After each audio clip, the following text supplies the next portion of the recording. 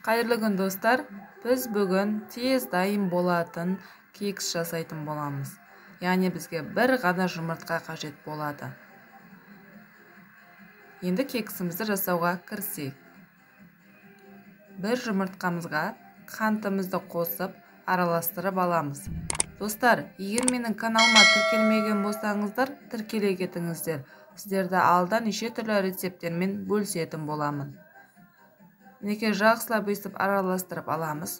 Үстіне айран қосамыз. Мен бір кеседен шамалы төмендей қостым. Айранды, үй температурасы тұрған айранды қосамыз. Мінекей жақсылап араластырып аламыз. Енді ұнымызға қопсытқышты қосып,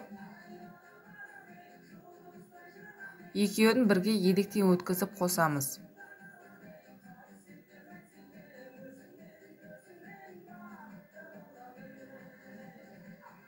Ұнымызды електен өткізіп қосып аламыз. Қамырымыз қою немесе сұйық болып кетпеуі қажет. Орташа көлемде ұнымызды қосамыз. Кекстің арнайы формаларына құйып, қызып тұрған пеште 200 градуста 20 минутта пісіріп аламыз.